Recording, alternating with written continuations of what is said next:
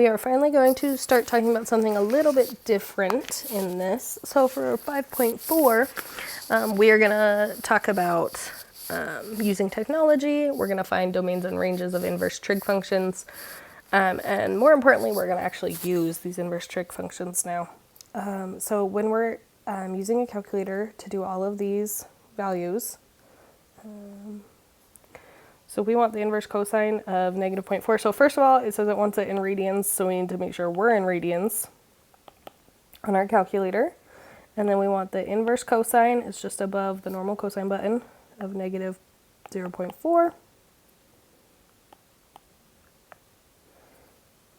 And that gives us a 1.98 blah blah blah.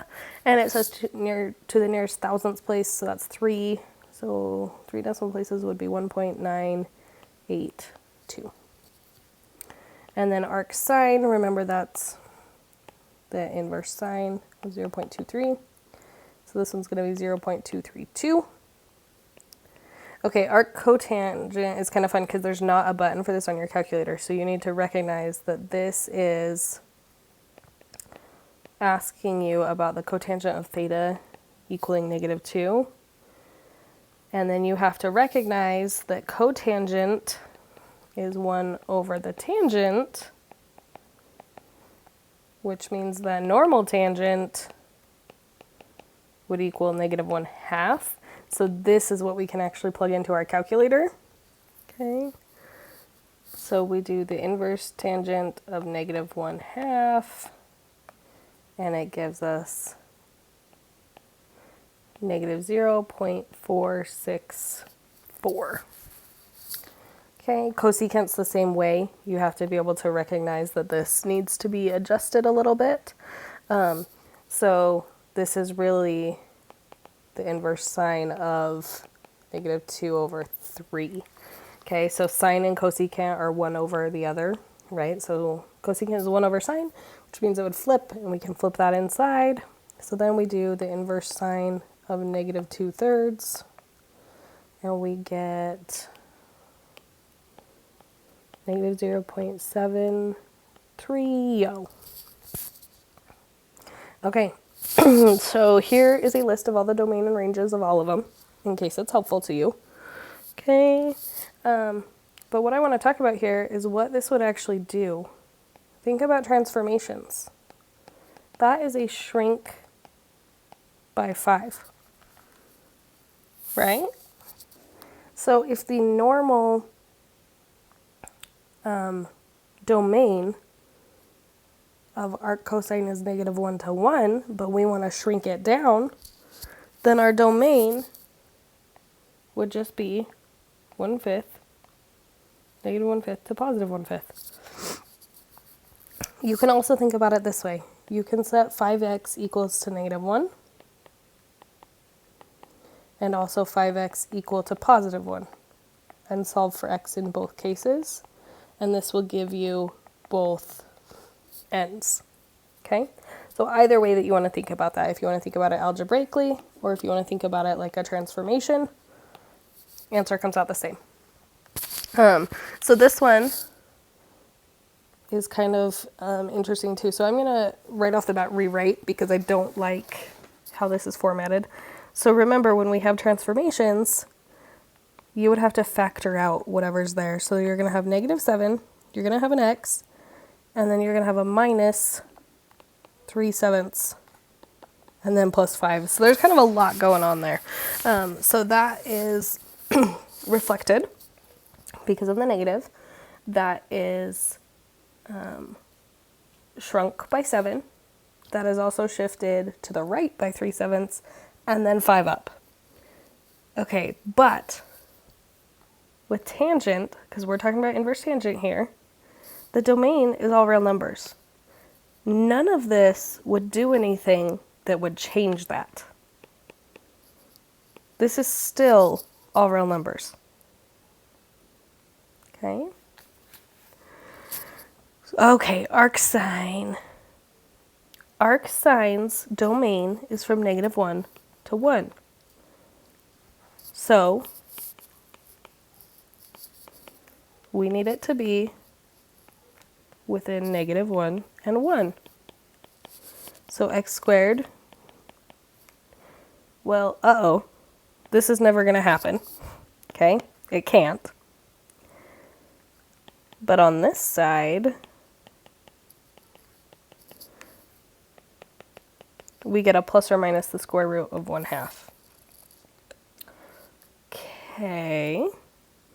This can actually be simplified. Okay, so I want you guys to think about, so this would be x equals the positive square root of 1/2. Let's actually do negative here, and then positive on this side. So this equals the square root of 1 over the square root of 2. Well, the square root of 1 is just 1.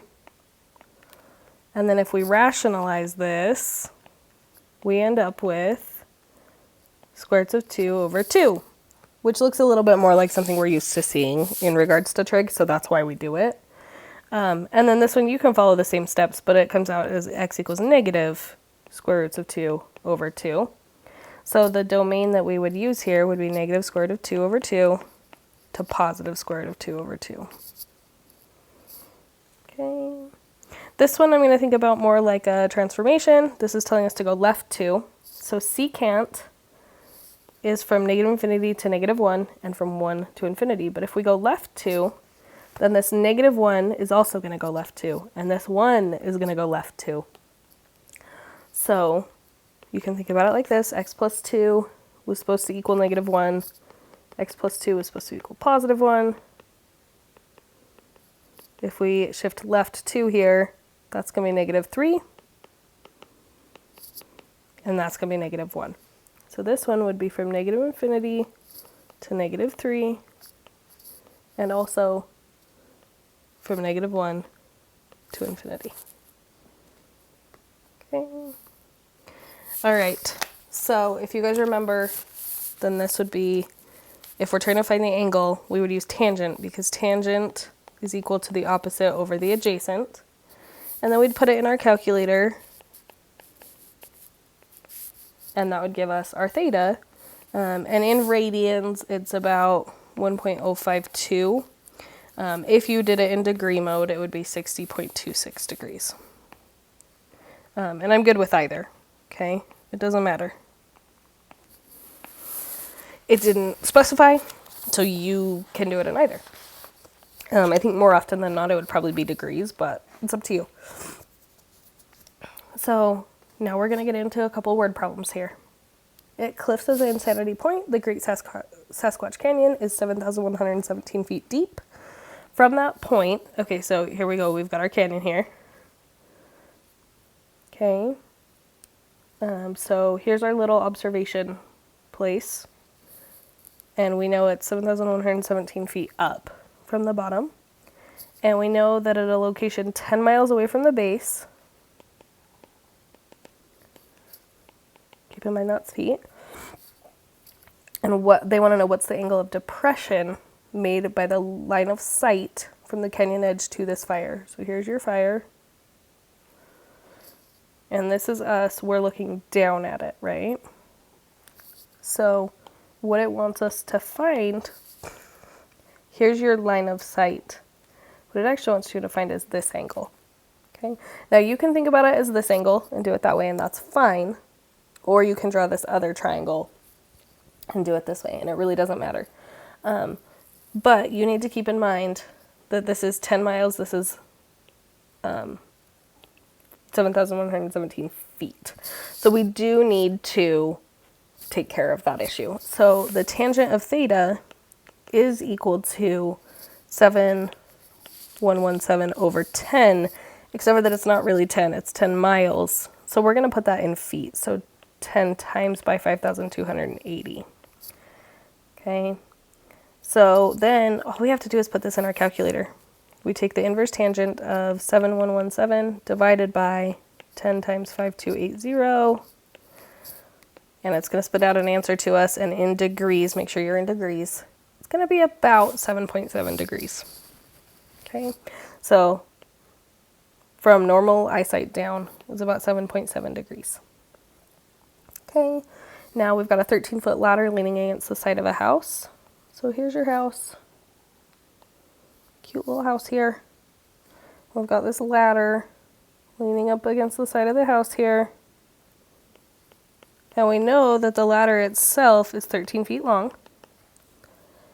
And we know that it's reaching something 12 feet above the ground. Okay, so that's going to be 12. And it wants to know what angle the ladder makes with the house. So we're asking about this angle right here. Okay, not this bottom one up here, what it makes with the house. So then we have our hypotenuse and our adjacent side. So we're going to use that the cosine of theta equals our adjacent side over our hypotenuse side. So then we would do the inverse cosine of 12 over 13 in our calculator, and it spits it out. It's about 22.6 degrees in degrees. Let me know if you have any questions on that, but that wraps up 5.4.